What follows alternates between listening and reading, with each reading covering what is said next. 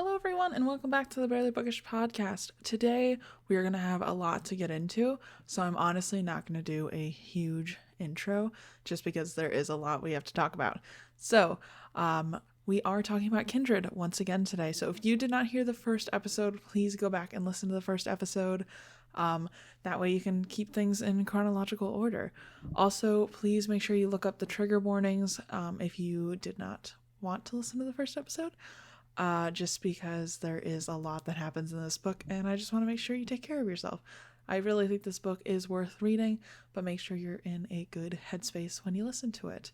I will be joined today again by Candace because we are going to go through this whole thing together and go on this journey together, but she is not going to be in this intro just because I basically these episodes ended up being a little bit longer than I thought they were going to be, so we're breaking it up a little bit, but yeah, so you'll catch them in the body of this episode, but I don't really have a whole lot of announcements, and the announcements I have I will put in the end so we can get right into the action.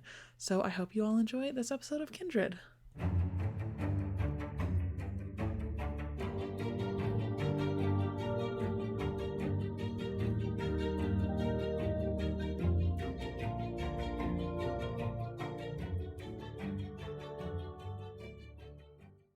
So the next chapter is called The Fire, which this is the moment where I was like, okay, now please stop telling me the chapter titles because it's a little of a spoiler. Mm-hmm. So Dana is like, okay, I'm going to shower. I'm going to forget everything. But she has to rush her shower. And Yep. I felt horrible because, again, she has no control over the situation. She doesn't know anything about when it's going to happen. Like, what if she was showering and she got teleported? Mm-hmm. Yeah. Well, I mean, to me, it's again, so much metaphor in this, but I think that Dana's default setting after that first incident happened was immediately just not feeling safe anywhere, Mm-hmm. and everything might be something it's not, Mm-hmm. and just generally kind of throwing her world into chaos. Mm-hmm. And I think when someone experiences a traumatic event, hypervigilance is expected. Mm-hmm. Hypervigilance is expected. You have a rape victim, a rape survivor, Mm-hmm. right? That person is going to be hypervigilant. Mm-hmm. The next time they walk to their car in the middle of the night, they are not going to just be like, tra la la, everything's fine. Mm-hmm. They're going to have like a switchblade in their hand. You know what I mean? Yeah. You become hypervigilant. You see danger sometimes, even when you might be moderately safe because you thought you were safe when the bad thing happened to you, Yeah.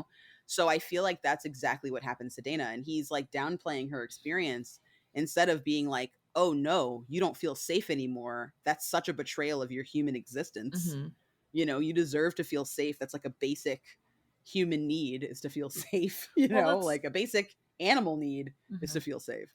The thing that bothers me too is like he at the beginning of right after this happens, he's not like, okay, you want to shower, let me pack this bag, and the second you feel dizzy again, I'm gonna hand this to you. So at least you have something. Yeah. That's not his solution at all. It's just No. like, okay, how about you just go like take a breather? Like what? Yeah. Why don't we go somewhere? Yeah. Yeah. So then Let's get out of the house. yeah, he's like, okay, you don't feel safe. How about I take you out to dinner? And in her Yeah. head, she's like, what happens if I'm in a moving car Yep. when this happens? Where will she be teleported back? Because we don't Yep. know if it's a situation where she gets teleported back to the next available space, like D&D, or Yeah. if it's a situation where she gets teleported back close to where she had. So she gets, disappears in a car on the freeway. Does she get Yep. teleported back into the middle of the freeway? Right. She has no idea. And the same thing goes for where she's going to end up as well. She doesn't know where she's going to be the next time that she reappears, right? Like in whatever other space that she occupies. So like when she's rushing her shower, like that was a very real, like that was very visceral for me. Is like she's rushing her shower because she's like, if I vanish while I'm in the shower, that means I'm going to be naked wherever it is I end up. Like that's horrifying. I don't know if I could ever bathe safely again. Like I don't think so. I honestly would become a wet wipe person. Like that's all I don't think I would be able to become that vulnerable. Like I couldn't sleep. Like what if you get teleported in your sleep? That's horrifying. Like this is the stuff of nightmares for me. Yeah. I think that's part of what I loved about this book too, is that like time travel, there's tons of books about time travel, right? Tons of sci-fi out there about time travel. But all of them kind of give this, like, it's usually time travel when someone agrees to time travel. Mm-hmm. They have control over it, right? And even if they don't have control over it, they usually are at least traveling to somewhere that they can manage, Mm-hmm. a life there, right? So like an Outlander, like Claire gets transported to the past, to Mm-hmm. Scotland. Mm-hmm. And when she's there, it's not easy for her. Like, she, is at the time considered a modern woman in her day and age or whatever. Mm-hmm. And women had obviously made great strides and advancements. So she has to kind of learn how to exist in that universe. But when you've got somebody who already has to learn how to live in the world that they're actually a part of, Mm-hmm.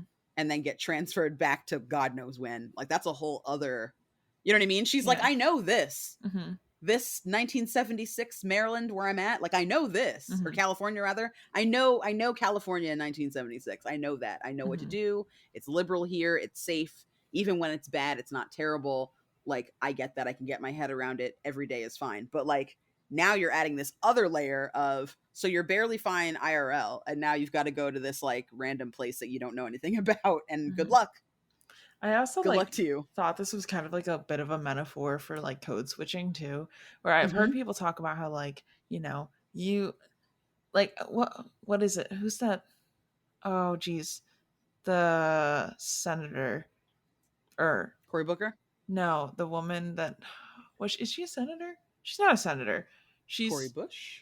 no, it's AOC. AOC is Got it. yeah, and how Congresswoman. Congresswoman, thank you. Yes. How she was code switching and was like, when she's around like people of her own race and her own background, she talks differently.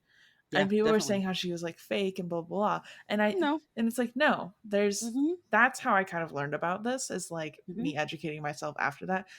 But I think that, Dana knows how to switch and to survive in her own world. This is Right. something where she doesn't know how to play. And like, I don't know. That was just something I was thinking about. No, I totally agree with you. I think that's, so code switching is a relatively new term, Mm-hmm. but it's not a new idea. Mm-hmm. Even, when I was growing up, I remember my mom going to, like, I lived in a mostly white area Mm-hmm. growing up as a kid. And I remember going into like the city with my mom so she could find places that would do her hair, because like there were only, salons that did straight hair Mm-hmm. where we lived in Pennsylvania. So we had to go into like Trenton or Philadelphia or up to New York Mm-hmm. to find natural hair salons for people with, curly or kinky hair. Mm-hmm. So I remember, the first time I recognized code switching, because obviously I sound like this. I don't really sound like anything really. I definitely sound like I'm from the North, but Mm-hmm. I don't really have like an accent, so to speak, or whatever. So I think, for me, I'd always kind of just heard my mom and didn't really pay attention to what she sounded like. She was just my mom. Yeah. I was little and I didn't think about it. But I remember the first time I went to like a black beauty salon, Mm-hmm. and I heard my mom speak to those ladies, and I was like, what? What are you? What is this? Mm-hmm. If you ever watch Big Mouth, the episode where Missy learns about code switching, like 100% my life, where you're around your black cousins Mm-hmm. that like live in the hood or whatever, and they're like, why do you talk like that? Yeah. Like what? What do you mean? And they're like, you're so corny. So I think I definitely agree with you. I think it is a metaphor for code switching, like what she understands and what she knows in her reality. She's able to move between both of those worlds with ease, but this is like a whole new realm. Yeah. And who knows what to do then. Like it takes her a while to even realize where she is. Yeah. That was the hard part for me. It takes her like 2 more trips, right? Or one more trip. I can't remember. This upcoming trip she learns. Mm-hmm. I was like, oh, yeah, that's hard. Difficult. Yeah. So, okay, after Dana's like, listen, I'm not going somewhere to go get dinner. Kevin finally caves and gets takeout. And the fact that she had to make him cave to get takeout. Yeah, he's the worst, man. I don't like him. He's the worst. He's so terrible. Especially because he thinks he's being really sweet. Yeah. I think that's the thing that's like really the kicker for me, is that he thinks he's being like really nice going out and getting her takeout. Like that isn't just a normal human thing to do for someone. He's doing the bare minimum. Yeah. Yeah. And it's like, where's my gold star? I know. Like, okay, so again, this a lot of this, it makes me think about my own relationship, and like I reflect on the world around me a lot when I'm reading this. Mm-hmm. And I was thinking about how this is literally the least Kevin could do. And like when I sprained my ankle, and I was like laid up in bed and I couldn't walk around at all. It was a really bad sprain. Of course I didn't go to a doctor because why would I can't afford that. Yeah. But like Daniel went out of his way to get me lunch and like get coffee and stuff. And it's like, I don't know. I'm just thinking about how that was just like a really nice thing he did. And Dana has to like pull tooth and nail to get Kevin to do a single thing. Like their relationship is so bad. Yeah, it is. It's super toxic. But then you have to ask yourself, like, how much does she put up with? Mm-hmm. Because again, when this book is written, right, like this book is, when it's written, like this is not too far off from the setting of the book, right? Mm-hmm. It was when the book was written. So when people were originally reading it, it's not like it was, forever ago, like it is for us, right? 1976 for us is like almost 50 years ago. Yeah. So when you think about it that way, you're like, I imagine that the critique that we're doing in the reading of the book that we're doing is very different than what someone might have said in, say, 1985. Mm-hmm. You know what I mean? When, like standards were completely different than they even are now. You know what I mean? So I feel like every year that passes, like this book kind of takes on like a different life because, the way that we exist as women is very different than the way that she exists as a woman. The way that my relationship is, with my white partner, or your relationship is, with your biracial partner, it is very different. Like your expectations are different. His expectations are different. You guys aren't coming at this from a people think this is taboo, we shouldn't kind of place. Are there people who think it's taboo still? Yes, they're dumb. You're not really thinking about that when you're out with your partner. Other people make you realize that. You know what I mean? There are things that happen to you that make you go, oh, right. Yeah. But it's not like second nature. For this lady, everywhere she goes, it's already like, uh-oh, that she's got a white partner. Like it's already like she's already dealing with this, like this extra thing, this extra quality to her life. And the idea that like he doesn't, it almost feels like he wants to pretend that it's not an issue, even though she obviously knows that it is. And like, so even before she disappeared, he was questioning her reality. I hate Kevin. Yeah. So like I can't even like drill that in enough. Yeah. Is I love that like we're both on the same wavelength, and then like there's neither of us are like, oh, but Kevin's not really that bad. Like this man is a walking red flag. He's terrible. He is, especially because he's not outright terrible. Again, I love outright terrible. If you're terrible, please do your worst. Show me how awful you are so that I can go, oh, well. Now everyone else sees it. Excuse me. Yeah. Pardon me. Let me sidestep this horrible situation. Thank you for saving me a bullet. But like when they turn out terrible, or when an experience ends up being terrible, it's like, ugh, like you question everything about your life choices. And I feel like that's the direction that Dana is going in, because the more that she experiences, the more opportunity she has to judge him and his behavior. And that's brutal. Yep. I hope they get divorced by the end of this book. I don't think they're going to, but I hope so. So while they're eating takeout, she disappears again. And like all I could think was, thank God she was not like, I hate main characters that like don't have common sense, Like if Kevin was our main character, I would have lost my mind by now. Oh yeah, definitely. But I'm glad she was not like, oh, this terrible experience just happened to me, let me go get in a car and try and forget about the whole thing. She was like at home in a safe-ish environment when this happens. So, I just can't imagine eating Chinese food and then being teleported. Yeah. Does the Chinese food come with her? That doesn't matter. I imagine if she had been holding it, it would have, yeah. I mean, at least you get to finish your takeout going through trauma. I don't know. Yeah. I mean, especially not knowing what's on the other side. Like that's the part that like, because, obviously what Butler is saying is like just as important as what she's not saying. And she talks about the caution that this woman has for her situation. But like what she's not talking about is like, and this is something that I fill in the blanks of, because like I'm thinking to myself, like, what if this happened to me? Every single thing you do now takes on a different meaning. Like every single thing that you do is like a risk. You know what I mean? Going to the bathroom, risk. Like wearing basic pants. Stuff. Yeah, basic stuff. Like that, you know, she has no way of measuring how, you know, acceptable this is going to be wherever she goes. Like, oh, The thing that terrifies me too is I kept thinking about if this was happening today, she would have her phone on her. yeah. Like, Yep. not even thinking we all keep our phone in our pocket. Yeah. Like, what would have happened if she went back in time and had a cell phone on her? Oh, she would have been a sorceress Yeah. and probably burned immediately. Like, I don't think she would have even lasted Yeah. Or like, as many chapters. would they have thought it was a weapon and she had a Yeah. weapon? Like, anything could have happened. They could have played that anyway. And that terrifies me. It's something Yep. as mundane as having your cell phone on you, or the fact that she wears pants. And keep in mind, in the 70s, she was probably wearing like bell bottoms or something. I don't know, Mm-hmm. like some flared big pants. Yeah. Imagine she was wearing skinny jeans, Oh no, that would have been it. right? Like, Yeah. or, leggings or something Yeah. like that. Like, that terrifies me. Is thinking that Yep. if she chose to write this book in 2021, or like had it taken place in a different time period, like, not only would this horrible situation that's already terrible, it would have gotten worse. And it's Right. like, worse, the more we progress in society, the worse that this book could be. Yeah. Terrifying. Absolutely. Absolutely. And like I feel like there's a certain amount of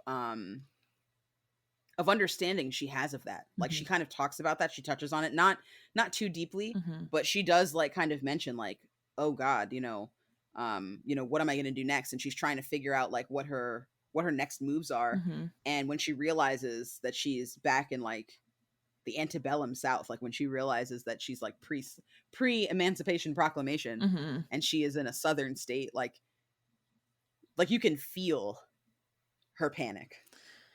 Like Yeah. you can feel her panic. Like the writing is excellent. Like you can feel her panic. Mhm. Like she stops what she's doing and she like loses a couple of minutes to Mhm. just standing there and taking that in. Yeah. And I feel like along with her as the reader, we're just like, Yeah. ugh. You We're know what like, I mean? "Oh, No, no. No, no." no. Yeah, like it's a bad moment. Like it's a bad Yeah. moment, especially having that come from a child. Mhm. Like, ugh. Okay, hold on one second before we get into that too much. We're back. She gets teleported.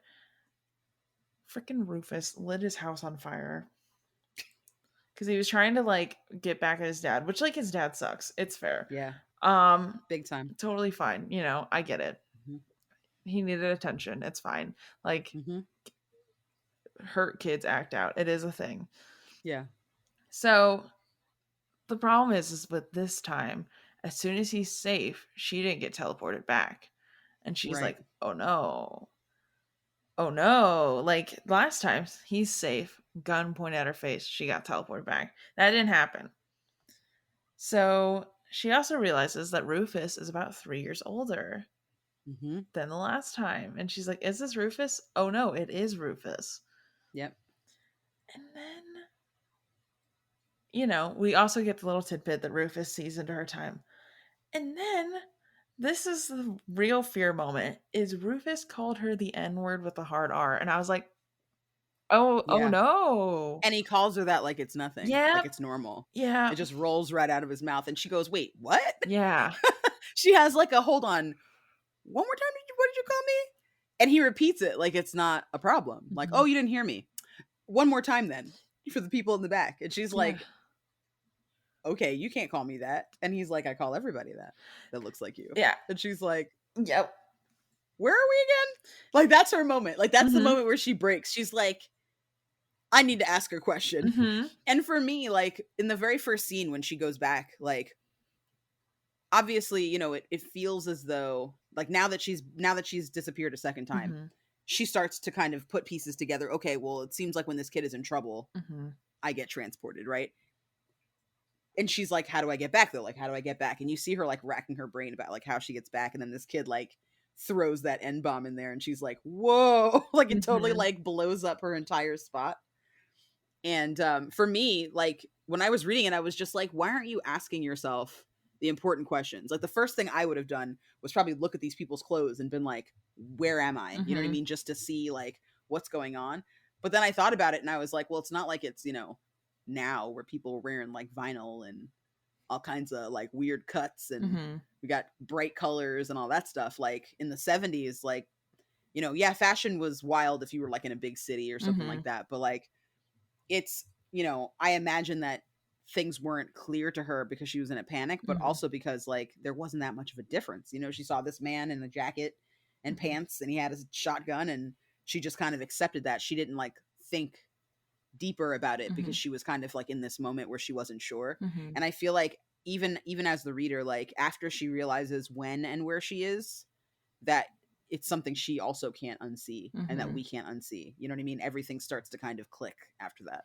Plus, I feel like too is that a lot of us, when we go through something traumatic, tend to gaslight ourselves.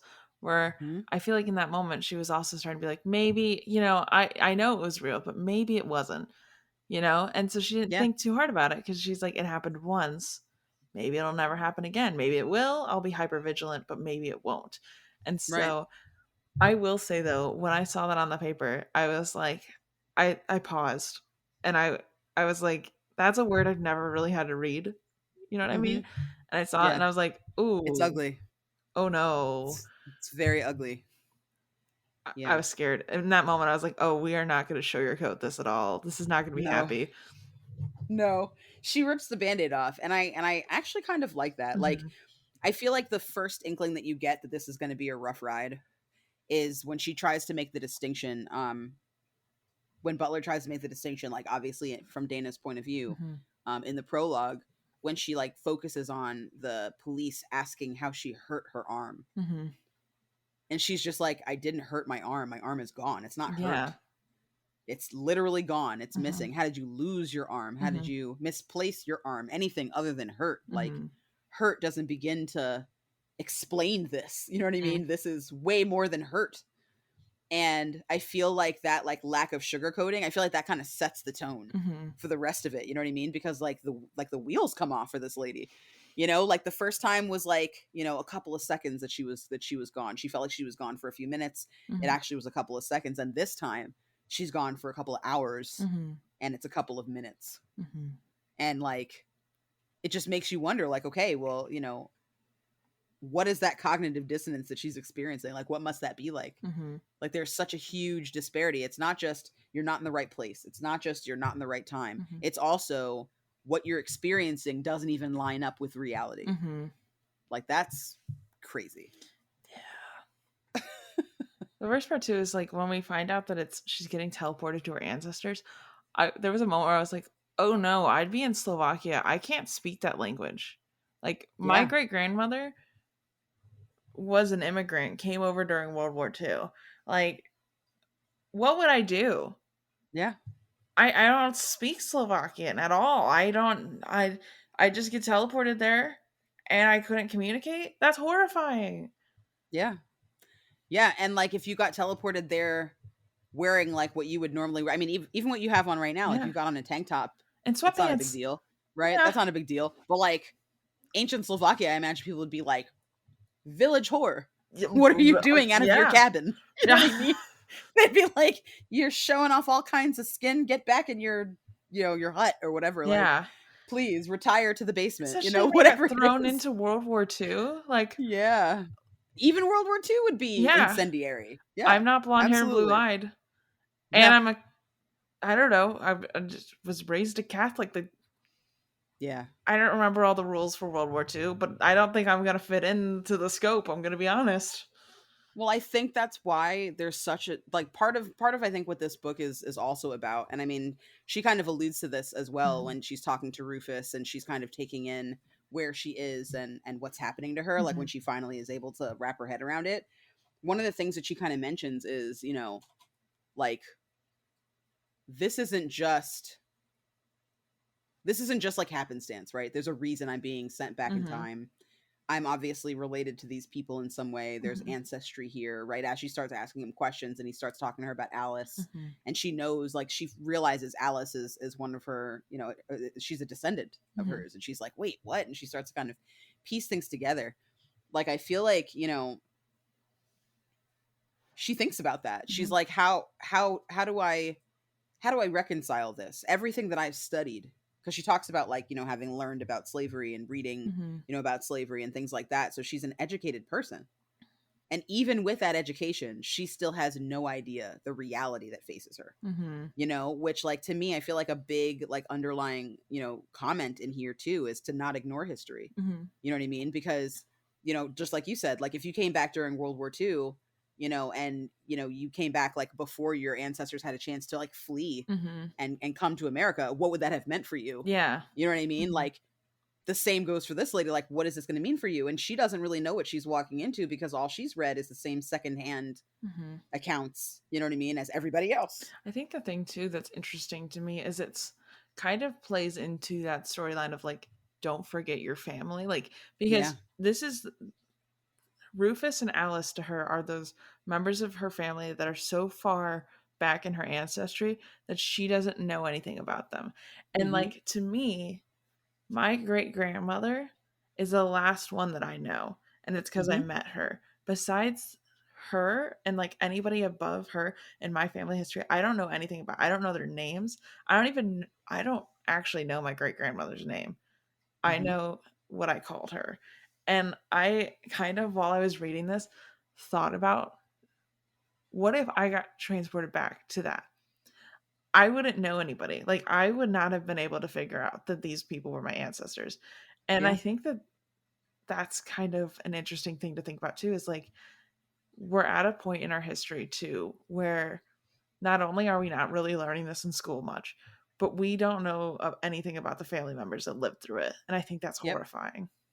Absolutely. I totally agree with you, especially because like their reality was so different than the one that we live in, right? Like the struggles that we experience today are like baby poop compared to like the drama or the, expectation or the horror that they experienced. And, for her too, I think like, and this is something that's difficult for Black Americans. Like, I remember being in school and having to make a family tree once for a class. We were talking about genealogy, and my grandmother on my father's side, her sister was a genealogist.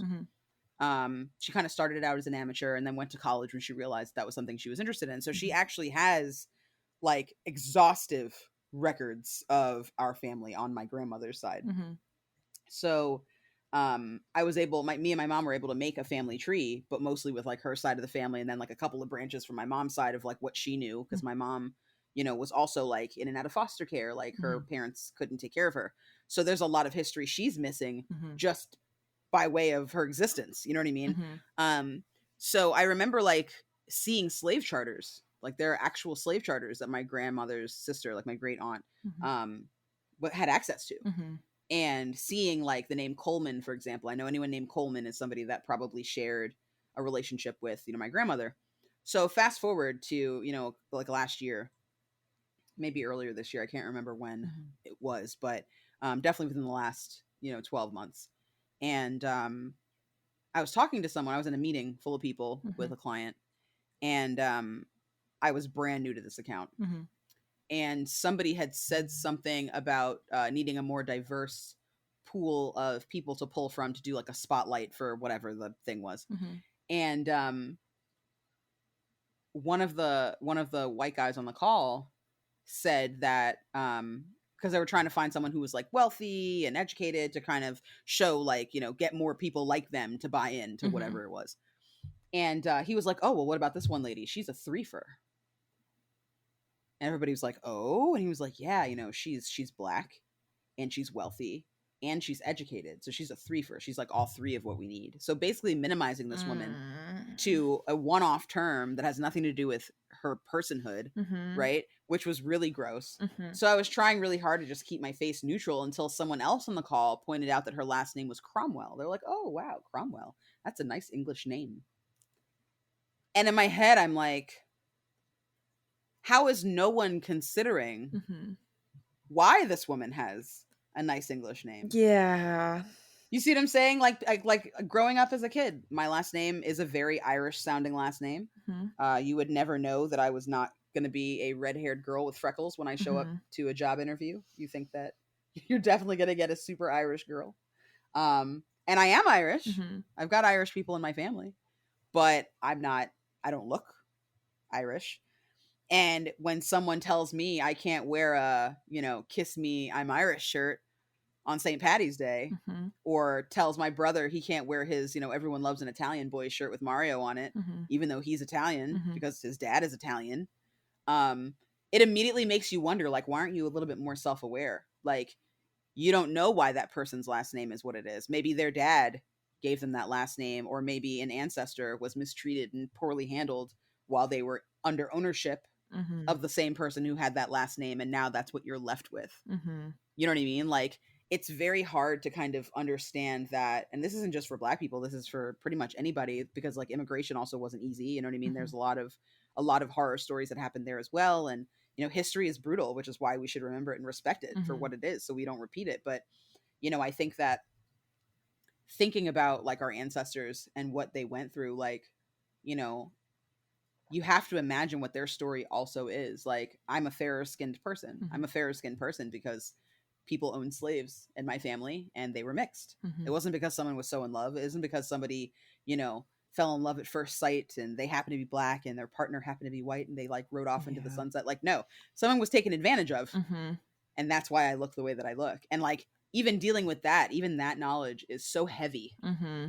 You know what I mean? Like, it's heavy to have to like inspect that part of your ID, and realize that that's like a bit of data. Like, you are a product of that. Mm-hmm. Like, that's brutal. So I imagine for Dana, as somebody who is coming from this, like, this interracial relationship and then having to deal with like this extremely ugly point in white history as Mm-hmm. well as Black history, of having to deal with, people that will treat you as less than human simply because your skin is a different color, Mm-hmm. or will use you for everything you've got for that same reason. Like, Mm-hmm. it's hard to reconcile that. She already kind of starts looking, like, the second she gets back, she starts to kind of look at Kevin a little differently, because how can she not? Yeah.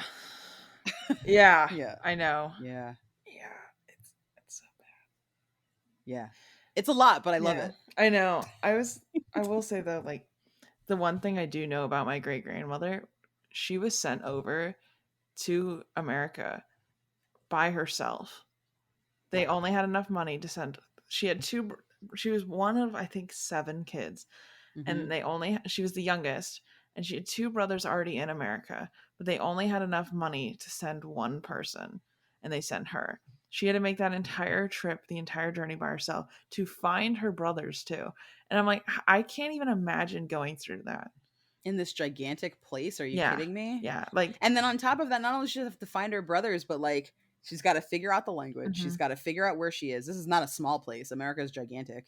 Mm-hmm. You know what I mean? Like, you've got like an understanding of maybe where to go, and that's it. Like, there's no phone book. Yep. There's no GPS. There's no nothing.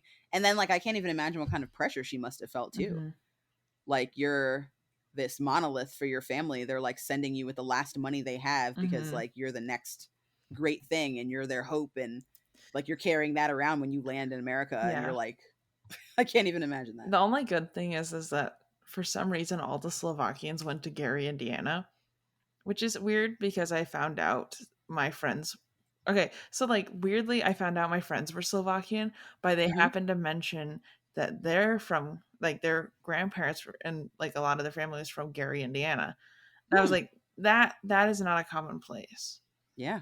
And that's how I found out they were also Slovakian, came around in the same time. Wow. Yeah. So that's so interesting. Yeah, isn't that weird? Yeah, but that's what I'm saying though. There's so much value in that. You know what I mean? Like, that's something that more people should know about themselves and about their families. And like, I feel like that stuff's getting kind of lost. And like, it's hard because, again, like, I mean, obviously I'm not saying that I expect to be teleported back to my ancestral time anytime soon, but yeah, seriously. But like, it helps to have some kind of context, you know what I mean, for who you are and what to expect.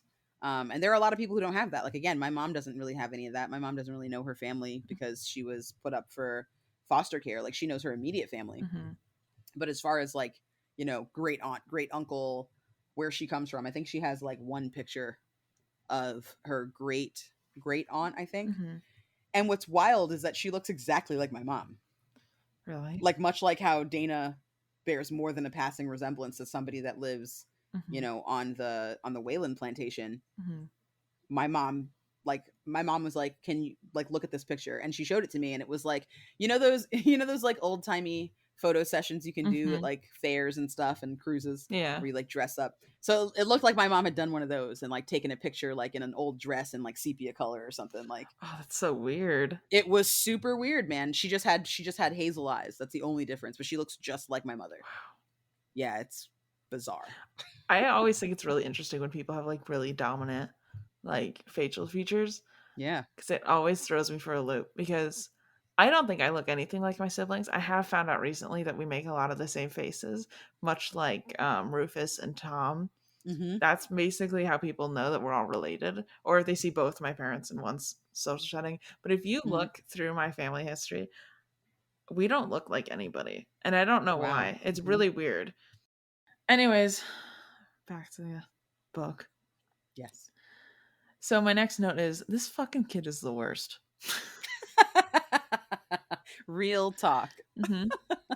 Apparently, he burned down a stable previous to this moment because his dad sold a horse he liked. Yep. Immediate contrast to like, well, it's technically a flash forward. This kid's like crying about how his dad sold a horse, and then like Sarah, that we meet in a couple more pages, like he sold her children. Yeah, and she didn't burn his house down. So should have. I mean, right? Missed opportunity. But at the same time, you're like, this kid has like a general fear of his father, whereas like these people who are enslaved have like a visceral fear of his father. And the worst part is this, like, his dad views that as the same. And I think that's the horrifying part to me. Yep. It's like, to him, there's no difference between selling children and selling a horse. Yeah. Horrifying. Yeah. Because if you have that much of a lack of empathy, compassion, or understanding of personhood, what are you willing to do to that person to make them do what you want them to do as well? Like, there's also implications there that are really awful. Yeah.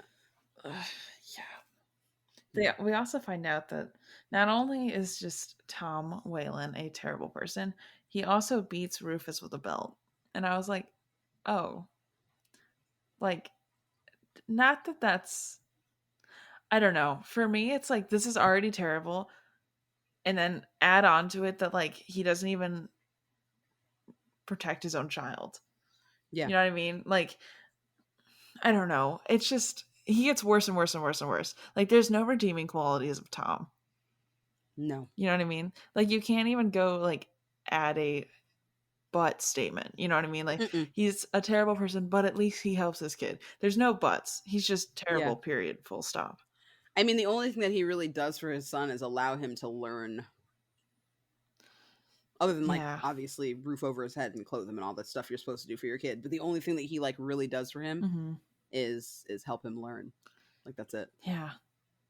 That's all he allows. I know. And he gifted him a slave as well to be his friend, which, like, you got to think too, like, what kind of person are you making when the only friends they have are friends that are forced to be friends with them? Probably not going to be a great adult. Yeah, especially because it's like an important part of like childhood development is getting in fights with your friends so you can learn to, you know, go through the situations as an adult. Yeah, compromise, all that stuff. Rufus will never learn that because he's not allowed to have friends. Correct. And like, the friends that he has have to obey him. They're not really friends.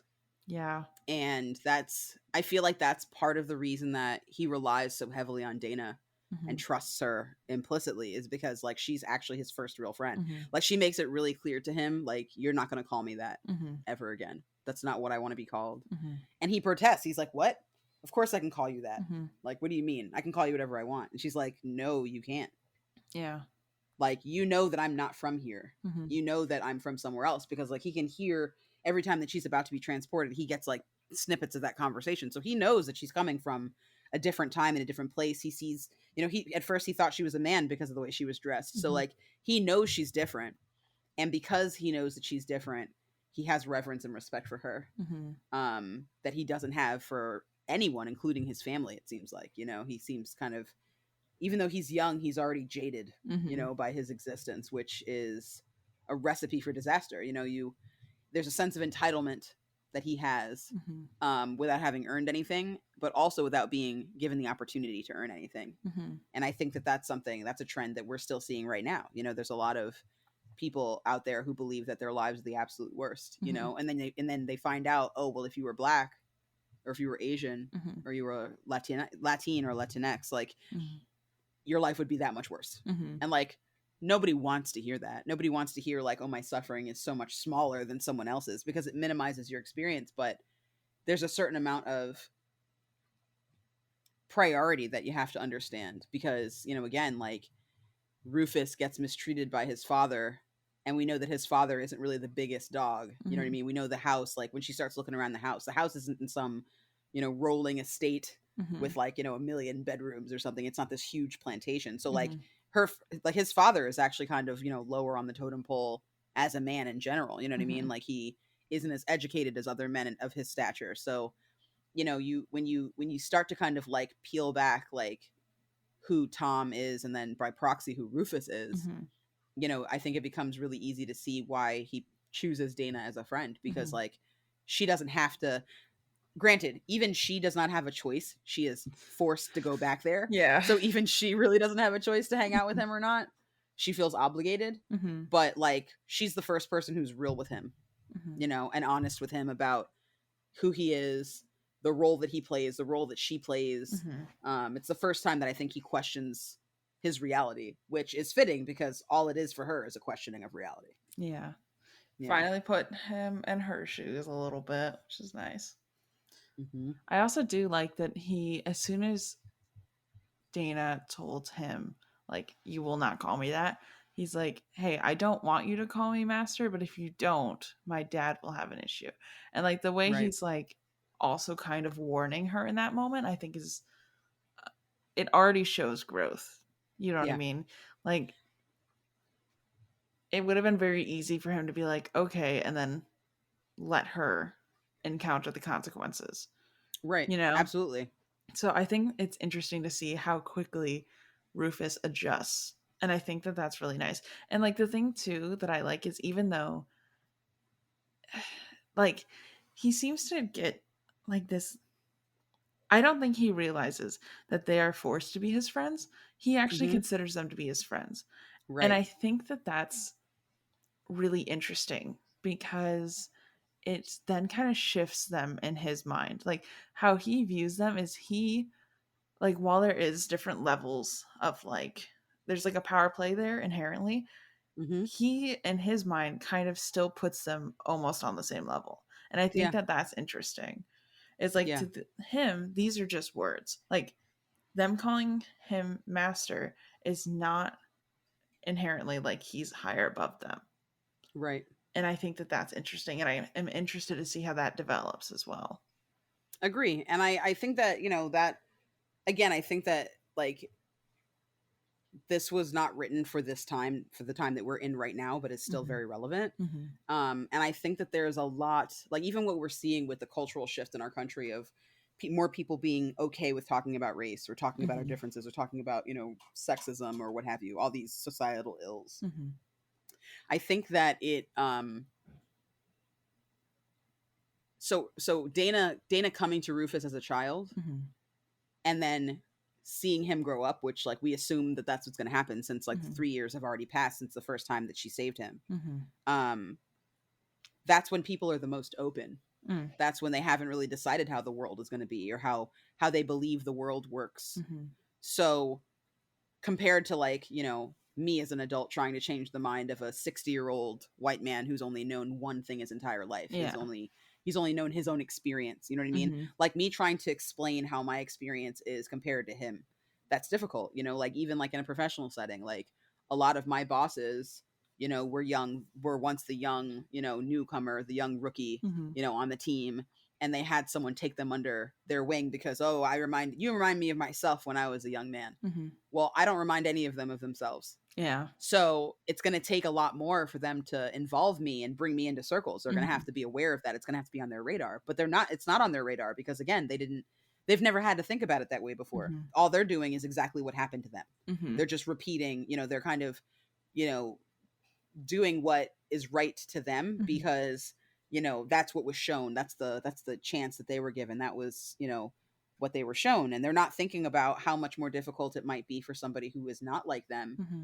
to be welcomed into their circles. You know what I mean? Mm-hmm. So when you try to say to someone, hey, this is weird. Hey, this is uncomfortable. Hey, this is different. Hey, this is, racist Mm-hmm. or whatever. That's not something they understand because to them, this is just the status quo. To them, this is just their life. Mm-hmm. This is just the way things are. And like Rufus very much accepts, well, this is just the way things are. He doesn't really think to question any of it. Mm-hmm. Like his way of questioning is to, set things on fire. You know what I mean? To protest and to act out. But it doesn't occur to him to have that nuance in there Mm-hmm. of acceptance. You know what I mean? Until Dana arrives. Yeah. And like, even, like what you were saying about their relationship, even when like, she's like, hey, I got to get out of here. Mm-hmm. Like, I need to leave. Like, I can't be found in this house. No one knows who I am. Mm-hmm. This is not safe for me. He doesn't doubt her. Like it is both interesting Mm-hmm. and extremely sad Yeah. that this child understands her and is willing to understand her and is willing to help her Mm-hmm. and is willing to give her what she needs so that she can be safe sooner than her own spouse. Yeah. Like her spouse looks at her like she is crazy, like she has 6 heads, like he doesn't understand anything, even though he's seeing it all with his own eyes. Mm-hmm. And he's experiencing this alongside her. He still just is like, nope, can't be it. And this boy is like, you're right, you can't be in this house. Mm-hmm. Someone is going to say something to you. Let me sneak you out of here Mm-hmm. and get you outside where you'll be safe and you can go and, find a cabin to stay in tonight. Yeah. Like, that's nuts that this fucking this child in Yeah. 1819 Mm-hmm. has more sense than this grown ass man Mm-hmm. in 1976. Yep. That's brutal. Yep. Yeah. And this also is a trip where he does clarify what time period they're in. Mhm. And Dana's like, oh, no, which is Yeah. exactly what my reaction would have been. So, Yeah. yeah. Like waking up in a living nightmare. Yeah.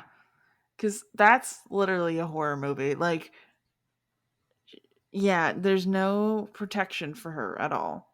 No.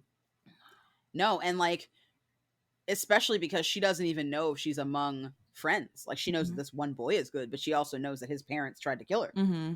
the last time she was here. So she's like, all right, well, I assume that I can expect more of the same from them. Like, at that moment, she doesn't even know how bad it's going to be. Mm-hmm. And the fact that there's a question mark, like, that's even worse than, when she was sitting in the comfort of her home and wasn't sure, oh no, am I going to get transported? Now she's there, doesn't know how she can get back, Mm-hmm. fully believes that she might be stuck, which Yeah. is a realistic and reasonable Assumption. Yeah, Yeah. like, totally understand why she would feel that way. And you are personally not safe because of who you are. Mm-hmm. You know what I mean? That to me, like, that's, again, this is very non-traditional sci-fi. This isn't like, computers, science Yeah. sci-fi. It's like, time travel plus like historical fiction, but Mhm. it's also a little bit of horror to me. Yep. Like, this is a 100%. horror novel a little Mhm. bit. It's kind of scary. It's like, it's very scary, Yeah. and I appreciate, I mean, Octavia Butler is a master of her craft. She's Mhm. great. She is, I think, arguably the first, most well-known Black sci-fi writer, ever, especially as a woman. You know Yeah. what I mean? Very few Black female sci-fi writers back then. Many more now. Nettie Mhm. Okafor, for example, N.K. Jemisin, like, they are killing it. Mhm. They're tearing up, the genre. But at this time, like, it was just this lady, and I think that, like, this is so revolutionary. This Mhm. book. This is actually the Um, first book I've read by her so far. So- Yeah, she's really good. I actually got to meet her. Oh, yeah? Yeah, I met her right before she died, actually. So I went to the Miami Book Fair, Mm. and she was signing books. And I had only read Kindred at that Mhm. point. I had started Parable of the Sower, but I had never read anything else by her. Mhm. And I was so in love with Kindred because, like, I'm a big sci-fi and horror and fantasy person. Mhm. And unfortunately, there's not a lot of, like, positive Black portrayals in those universes. You know what I Yeah. mean? And even when there are, like, brown people, they get, overwritten. Like, you read The Mhm. Hobbit, and hobbits are supposed to be, have nut brown faces. And I'm like, oh, like me. And then Mhm. you see the movies and they're white people. And you're like, oh, I'm confused. Yeah. I haven't read The Hobbit yet, so I honestly didn't know that. Yeah, they Yeah. describe them and everything. It's a little rough when you realize that they've just kind of made them not brown for some reason. But um so like, you know, I think that, I mean, even like you know, a setting like Game of Thrones, like that's an entirely made up world. You'd think there'd be more characters of color because they can be. Mm-hmm. You know what I mean? So I'm coming from a background of loving fantasy and loving, you know, sci-fi and horror, and just never really seeing anybody who looked like myself. So to have this experience, like see this experience of time travel through the eyes of someone who, you know, shares at least part of an identity with me, Mm-hmm. was huge for me. And I was like, oh my God, this is like life changing. So Yeah. I stood in line for hours, and I heard and watched her do a reading. She read from her last book that was ever published, called Fledgling, which is about a black vampire. Oh, nice. And really, really interesting book. Mm-hmm. And I waited outside of the room. It was at Miami-Dade College, like down in Biscayne. So I like waited outside of the room for, you know, 40 minutes for her to like come out and sign books. And I had my little copy of Kindred, and I was ready to buy her new book. And she autographed the copy of the new book that I had bought. And I told her like what Kindred meant to me, and she like stood there and talked to me for like a minute. It was awesome. Wow. It was a great conversation. And then I think she died like 6 months to a year later or something like that. So I was very fortunate to meet her. I had never dreamed that I would be able to do so. And then her name just like popped up on this list of authors that were going to be at the book fair. And I was like, no way. Like I geeked out so hard. So like, I don't know. I love that we're talking about it too, because I feel like it needs to be brought to the next generation of readers. Like it's still so relevant, you know? It kind of surprises me that it's not more well known. Like I've mentioned this book to a lot of people and they've never heard of it before. And I was like, oh. I think it's the subject matter. Yeah. I think because it's so frank, like for all the reasons that we really love it, and for all the reasons it's terrifying and a hard read. Surprisingly easy to read, but also hard, like heavy. Yeah. You know, like very, very beautifully written. Like the pages turn themselves. But, you know, it's also difficult. And I think that that's why a lot of people haven't read it, because there's no I mean, any happy ending at this point where we are in this book is relative. Yeah. Like just this happening alone makes it not a happy book, you know? And I think that for some people that's a little too heavy for them. That's like too much for them to deal with. But I think that those moments of discomfort are good, because it reinforces the fact that you are a good person, and that you're reading this book as somebody who's an onlooker, and that you are feeling compassion for this main character who is strong and smart and industrious and hardworking, and is no quitter. Yeah. You know, she is somebody who, you know, she finds out this is happening to her, and she doesn't just like roll over. She, you know, goes forth bravely, you know, bravely as fuck, considering the circumstances. Yeah. So I agree with you. I wish it was more well known, because it's such a work of art to me. Yeah. So we find out that apparently one day Rufus is going to have a child with a free black woman named Alice.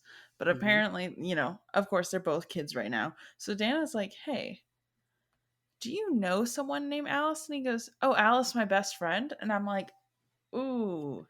Yeah. Yep. Yeah. Not good.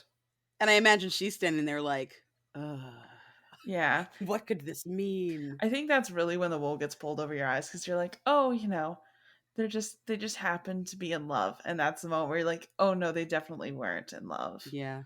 And this small child is going to grow up to be someone who impregnates a free black woman. And what does that look like? Yeah. And fingers crossed he was just like ahead of his time. Yeah. But so far that's not our experience. So yeah, that's what I'm scared about, because like I like Rufus and I'm scared. Yeah. Well, I mean, I think that liking him is part of it, because again, like no one's born evil.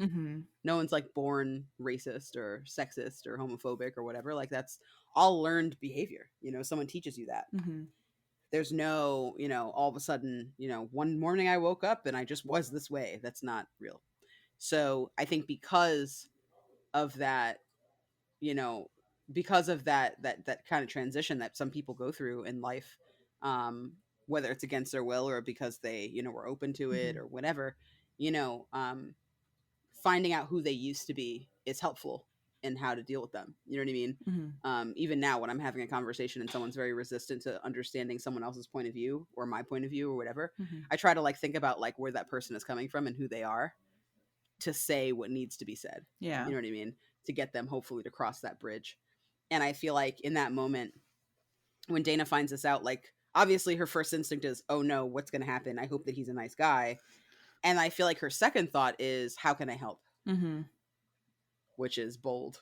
Yeah. I know that most people would not have had that thought. They would have been like, how can I protect myself? Yes. Which is fair. It's a, Absolutely. You can't even be mad. No, I can't. Definitely not. Yeah. No, I mean, this lady, like, especially in a situation where, I mean, what if she dies in that time period when she's back there? Like, does that mean she doesn't come back? Does her corpse come back? Is it all a dream? Like, you know what I mean? There's no rules. Yeah. And it's That's no one scary. she can ask. Yeah. Yeah, that's a nightmare. So Dana straight up cannot figure out how to get home this time.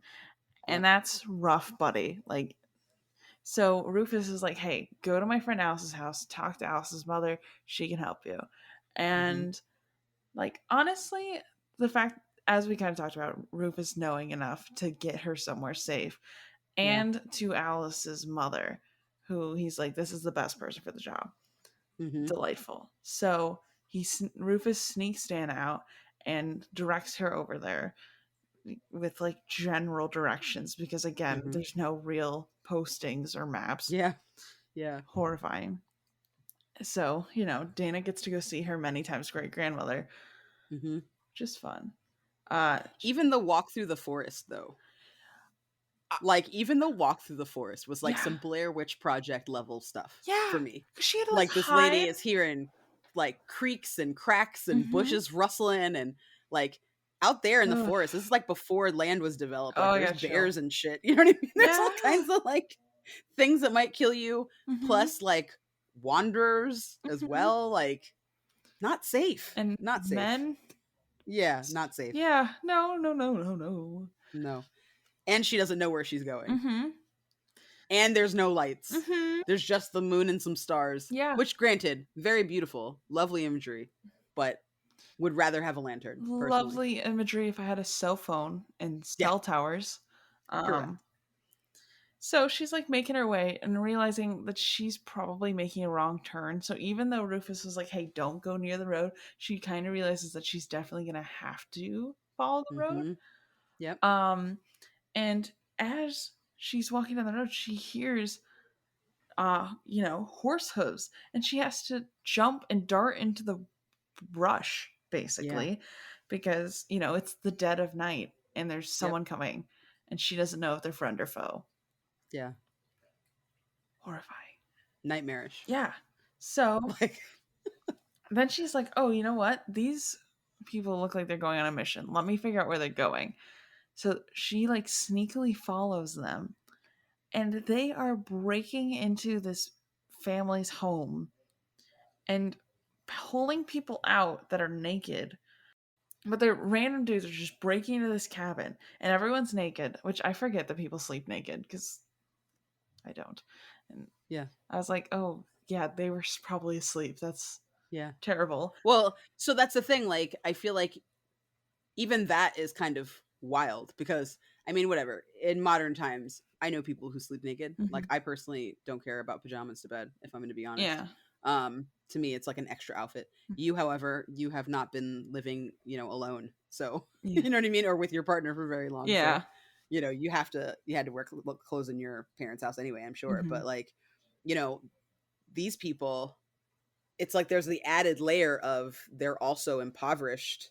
And one of them is still enslaved. Yeah. So like there's no pajamas. No one owns pajamas. I know. You know what I mean? And like that's something that I absolutely like. The book doesn't say that, but I agree with you, like how they're like calling them out, nude, especially because like that's in front of their daughter as well. There's also a child living there. Yeah. So like the idea, like I've never seen either of my dads naked in my life, and I would love to keep it that way. That's some information I don't need. But the idea that this little girl not only sees her dad pulled out of the house naked, but then also sees him whipped. Yeah. Like at his most vulnerable. Because like when you're naked, like you've got nothing. You know what I mean? That you're basically powerless. Like you've got you know, all you have is like your sheer will and Yeah. whatever strength that you might be able to muster. And like this man knows he can't fight back because he wants to keep his family safe. Mhm. So Yeah. like as she's like laying in that brush and she's like witnessing this confrontation, like Mhm. I can't even imagine, like her breath must have been like gone, Held. like just caught. Yeah. You know what I mean? Like, you know, when she's talking about, you know, how she's crying like into the dirt, Mhm. and like she doesn't know these people. This isn't a family she has a connection with or something like that, Mhm. but like witnessing this is more than enough Yeah. to get her to a place of empathy. And then the thing that like really sat with me is like the realization that even though Alice and her mother are free, they're not. They're still Hmm. like people could just break into her home Yeah. and do what they want and do what they will. And she has no rights. And that really stuck with me. I was like, oh, that's horrifying. For me, I think like that harkened back to the studies that I had done, when people talk about like the Emancipation Proclamation and the freeing of slaves, Mm-hmm. right? um if you do any kind of research or reading, like I did a ton after I watched Hamilton for the first time because I had a lot of very strong feelings about the play, Mm-hmm. in general. And I was like, you know what? Let me see how real any of this is, because I don't remember any of this from like some of the broad strokes I remember from history Mm-hmm. class, but a lot of this I'm just like, really? So I did a lot of research and I did a deep dive, and like Alexander Hamilton and Thomas Jefferson did write about being less into slavery, right? How, you know, slavery is an ill that they inherited. They felt they inherited it from Great Britain, Mm-hmm. right, from their overlords. Mm-hmm. And part of making this new America was that all men should be free, and you know, part of that should be the ending of this, you know, this great evil that they inherited Mm-hmm. from the British. Mm-hmm. But the British had already started making moves to end slavery, Mm-hmm. right? So then you've got Americans who are saying out of one side of their mouth, oh, yeah, slavery is really bad. It's really horrible. It's really atrocious. And out of the other side of their mouth, they're like, yeah, but I still have slaves. And when you Yeah. find out why they still have slaves, a lot of them justified it by saying, well, you know, you don't want to just like let people out into the world with nothing. You've got to Yeah. give them marketable skills. They can't just work the field. They have to, like, you have to train them. Mm-hmm. So, you know, we're going to have to figure out like a long-term plan to get people out of slavery, Mm-hmm. right?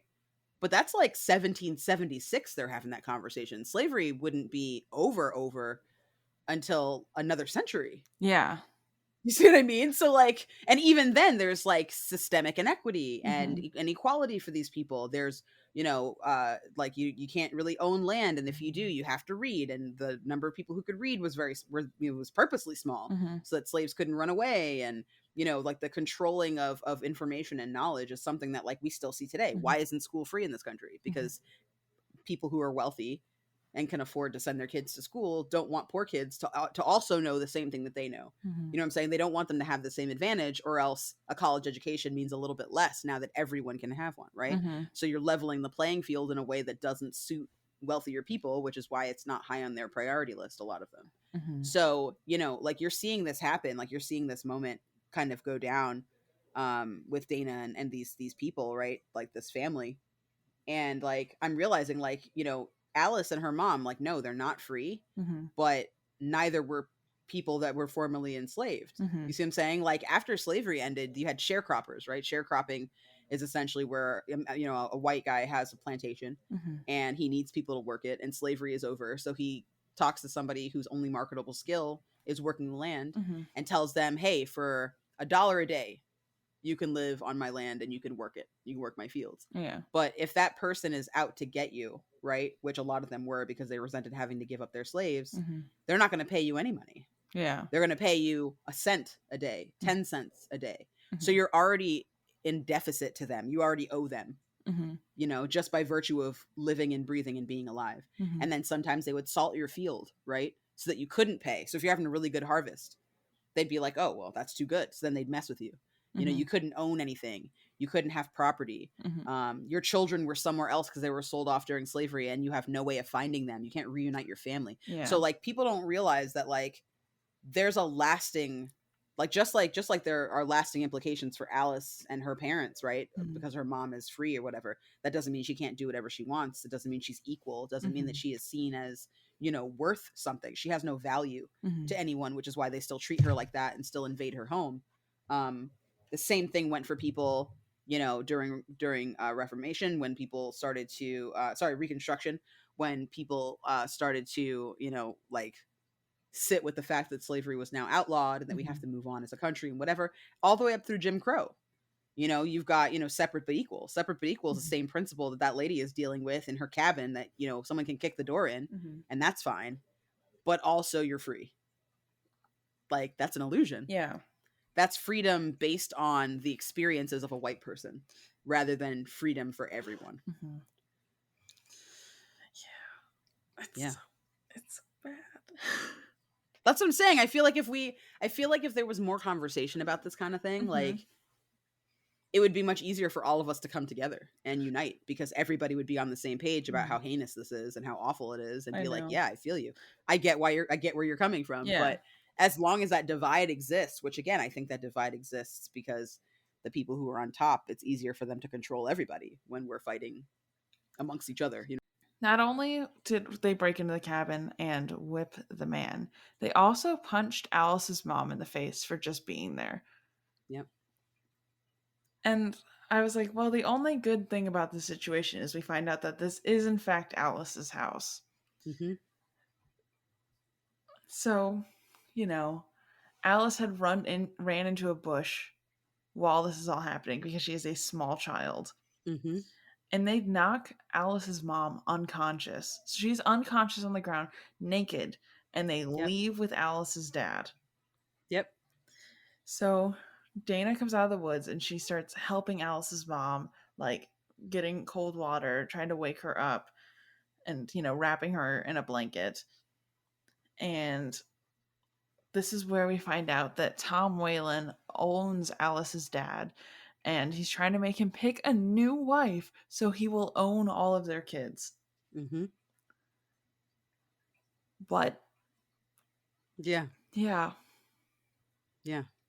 And then, like, even like within that madness, right? Like, the first thing that Alice's mom says when she sees Dana like tells her, like, hey, I'm the person who saved you and I need a place to stay.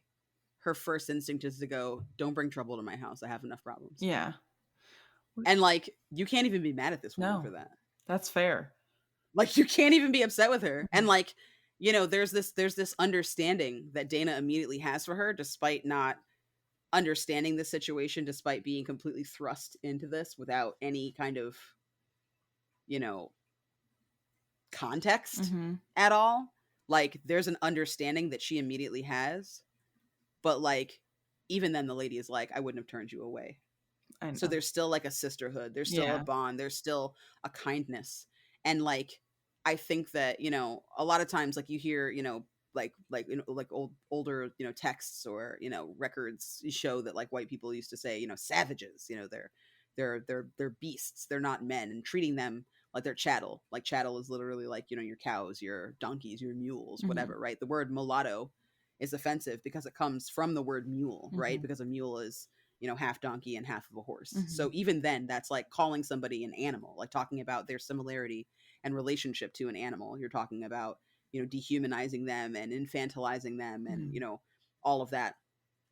And, like, even though that's the reality, you realize very quickly that, like, the animals are the people who are in charge. You know what I'm saying? Like, that woman has no reason to open her home to a strange woman that's wearing pants. I mean, it's not like she's immune from the what the fuck as well. Like, this lady doesn't look like she's from round here. You know what I mean? And she's obviously a stranger. Like, the only thing that's, like, her saving grace is that she looks like this woman. Yeah. But, like, what does that mean to anybody back then? Like, that doesn't, it's not like now we're like twinsies. Like, that's not what's happening there. She's like, weird. You look like me. Anyway, get off my property. You're endangering me and my daughter. Okay, fine. You can stay. I know that you have, you're having a hard time. Like, that empathy, like, right away, she is willing to, like, go out on a limb for her because she has freedom and because she understands that, like, what little of a leg up she has, she needs to use for other people to help them. And I think that that's, like, extraordinary.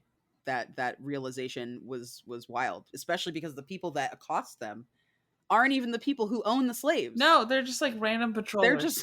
Yeah, they're like some folk Yep. from town or whatever. Like they're just regular. So like any at this time, if you are a woman, especially if you are a black woman, like any old so and so can just like round you up and assume that you are not free. Because that's the thing. He even says, "Well, I'm free, and so is my wife, and so is my daughter." And they believe that the wife and the daughter are free. They don't believe he's free, and they're like, "Where's your paper?" And he doesn't have a paper, so they take him. So like, let's say he misplaced his fucking paper. That is me all day. I misplace things all the time. Right now, I have a vaccination card that shows that I have been vaccinated. Couldn't tell you where it is. That is who I am as a person. So can you imagine if I got fucking sent back there? I wouldn't have my papers. I wouldn't have anything. I would have forgotten my purse somewhere and been like, I'll figure it out. No, you won't figure it out. Yeah. Something horrible is going to happen to you before you can figure it out. Yeah. And then we get to the part 2 where after all this occurs, there's a man waiting outside the house as soon as Dana walks outside. For no reason. He's like, "What are you doing here?" "This is not your home, sir. Why are you here?" And then Who are you? Yeah. And he's just like, Dana has to go run for her life. This random dude's chasing her for no reason. Like, he should not have been there. Yeah. So and then Dana gets into this huge brawl with this dude. Yep. And before the dude gets to do anything more serious than beat her, like, it was very much implied that he was seconds away from raping her. Absolutely. And she knocks him out, thank God. And she gets teleported into modern day. Like, poor Dana's blood pressure, first of all. Yeah, man. Yeah. Not okay. I mean, I do like the idea that there's like this symbiosis happening. Like, I feel like in that moment, or like in the beginning of the next chapter, is when she like realizes that, you know, the key to her survival, right? Like, what's happening is whenever Rufus is in trouble in a big way, she gets transported there.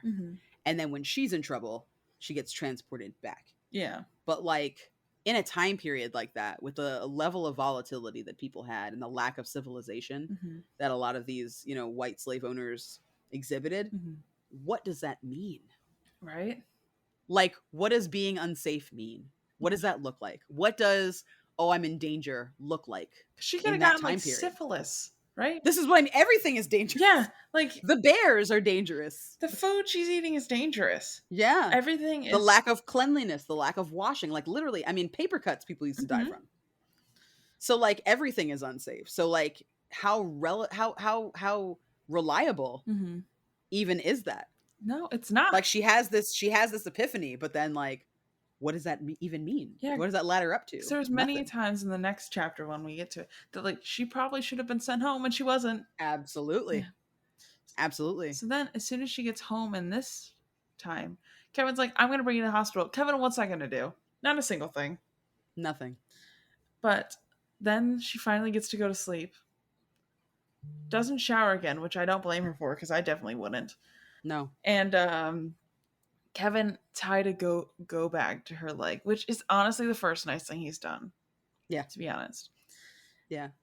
It's the first time that he seems to have actually taken her seriously.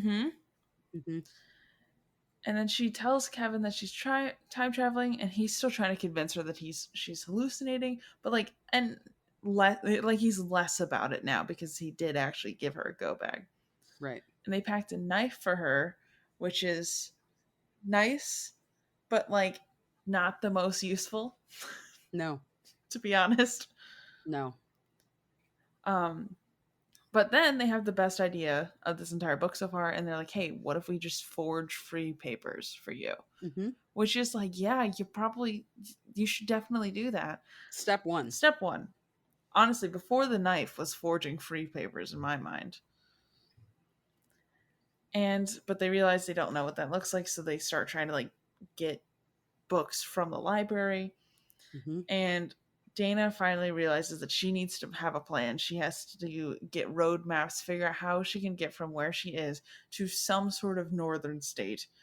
Yep. Any north, because if she doesn't, like, her life is on the line. And they don't know how successfully she will be able to get back to her own time period. Absolutely. Traveling alone is extremely risky. They keep trying to figure out ways that will get her back to her own time period, and the only thing they can think is that maybe as soon as her life is in danger, she will be sent back home. Mm-hmm. But they don't know. And Kevin, while they're listening to the story, asks if Dana thought he looked like a patroller. And that was like the first time we kind of realized, oh, Kevin's white. Yep. Terrifying. Brutal. Totally terrifying, especially because, like, you know, when you have a traumatic incident occur, right? That doesn't look like any one thing. Everybody deals differently, right? So, like, there are tons of stories out there of rape and assault survivors that can't be touched, you know, for a long time after that happens, after they, you know, survive that incident. People in car accidents will flinch, like, when when you like pump your brakes too hard or whatever, they're like, you know, like they're like bracing for the impact. So, like, he's just someone who doesn't think about anybody but himself. You know what I mean? Like, like your black partner tells you that they went back in time and were assaulted by a white person, and your first thought is, do I look like them? Yeah. What? I can't. Are you kidding me? Yeah, I can't even imagine being in that scenario. No. Like, and that would not be my first question. My first question would be like, are you okay? What do you need me to do? Yeah. But again, like, he's fascinated. And that's it's sick and it's twisted that he is fascinated. But again, I think the reason he's fascinated is because, as again, like, and you know, you see this a lot, like, where, you know, like right now, white guys are like, oh, we can't do anything. We can't compliment women, and we can't, like, you know, talk about our experiences, and we can't have feelings, and we can't do this and that. No one is saying that, man. Yeah. You can have as many feelings as you want. We all have feelings. We're people. We're human. Have as many feelings as you want. What you can't do is pretend that your life is the worst when you're the one who makes all the rules. Yeah. And even if you are a blue collar, middle class white person, right? You feel like you're undervalued, you're underpaid, you're not recognized, right? Your life is valid. Your experiences are valid. However, everybody has privilege. You know, I can admit that I have privilege because I'm a lighter skinned person. And in many settings, that gives me privilege. The fact that I'm educated is a privilege. You know, however much money I make, that's privilege. Yeah. Over a poor person. Like, everybody has privilege over somebody else, you know what I mean? In some way. And I think that, like, this is someone who is obviously not examining his privilege. Like, your wife is going through something terrible that she should not be experiencing. And on top of going through this terrible thing, she's being transported back in time to slavery, right? So it's not even like, oh yeah, you're disappearing and you're flashing in and out and, like, you're going somewhere that's hostile. It's, like, inherently hostile because of the fact that she's a black woman. And instead of, like, focusing on the fact that, like, this woman is in an extreme emergency, like extreme emergency, you're going to ask her if you look like the man who attacked her. Like, that is, like, some next level not giving a shit divorce about anybody but yourself. Right on the spot. Yeah. Right on the because spot. he can't imagine, again, like, he's not coming at this like that's the worst thing that could possibly happen to you. He's coming at this like, oh, that's interesting. Wow, that's really cool. Yeah. He's not putting himself in her shoes. No. And he should. It's not like she's not empathetic toward him. She even says, like, this must be terrible for you. This must be scary for you. Like, she says that to him. Like, you know, I think at one point she even apologizes. Yeah. For how she's reacting. Like, she's not an apology. She's freaking out. Yeah, she's having a terrible time. A terrible day. There is no wrong way to experience this crazy shit that she is going through. And yet he's like, I'm going to impose my questions on you that have nothing to do with you and your experience. Yeah. And are just, you know, cumulative questions that I'm asking just for shits and giggles. Just wondering. Just casual. Yeah. And, like, why would you want to put that visual in your partner's head too? Like, it's a hate podcast now. So Kevin hate podcast is what I try to say, but I don't think I said it. Yeah, he's the worst. He's the worst. But that is all we have time for on this episode. Next episode, I have even more things to say. So I hope you guys are ready to buckle in for a lot of Kindred, because there's going to be a lot of Kindred. Definitely. As there should be. For a book that is what? Not very long. I think it's only 260 something pages long. Yeah. and somehow it's going to be a lot of It's conversation. gonna be a lot of, there's a lot of heavy topics. So grab Yeah. your weighted blanket and buckle in, everyone. Yep. Get a snack that makes you feel safe. Absolutely. And Mhm. always remember, take care of yourself first. This podcast will be here when you're ready for it. But we will catch you guys later. Candace, if all the people on the internet want to find you, do you have anything you want to share so they can find you? Absolutely. If you guys are interested in learning more about me or seeing me do cool stuff, I am uh, actually in the cast of Valor Studios' tabletop role playing game called Deadlands. It is a Weird West adventure. So basically, think cowboys and zombies. You can find me on their Twitch, Valor Studios, VALORE, so like lore. Every Wednesday at 8 p.m. Eastern. The episodes also go up on YouTube on Fridays, usually around 4 or 5 Eastern. And then if you just want to kind of, hang out with me a little bit, you can find me on YouTube and Instagram at Candace the Magnificent. That's Candace with an A, all one word. I do some reviews of, nerdy stuff like, again, tabletop role playing, Dungeons and Dragons, cards, things like that. But I also am about to launch some interesting ice cream reviews as well. So if you're interested in hearing what I think about that, that's where you can find me. Plus, they get to see your lovely face. Thanks. Yeah, you don't get that Oh, in audio mediums. oh, and at that Candace girl on Twitter if you want to know what's lurking in the darkest corners of my brain. As we all should, truly. But yeah, we will catch you guys in the next episode. And we will be continuing on with our lovely conversation. So we will see you all later. Bye. Bye.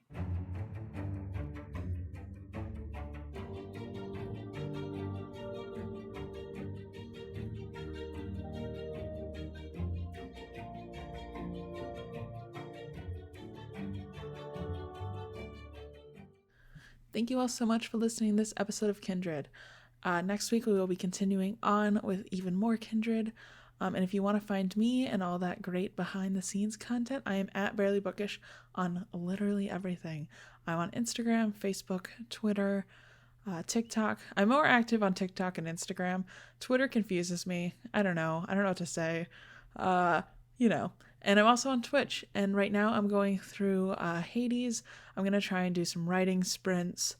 And I'm probably going to do Overcooked again because I really like that game. So if you like video games, because we're all multifaceted people and we don't just have to have one hobby, please consider checking me out over on Twitch. Also, please consider joining the Patreon. It's now all donation based, so you can join for as low as $3 a month and get access to those bonus episodes, as well as get early access to every single episode. So every month there is a bonus episode that goes up the first Friday of every month. I think right now there's about 8 months worth of content so far, I think. And then you also get early access to episodes, so those will come out on Monday instead of coming out on Wednesday. So if you're binging through these and you really want to hear more, please consider subscribing over on Patreon. You can join any level of tier because it is just donation based. But yeah, that's kind of all I've got for you all. Thank you all so much for listening. Our theme song was created by Raphael Crux. Our logo was designed by my little sibling Sarah. And I will catch you guys later. Bye!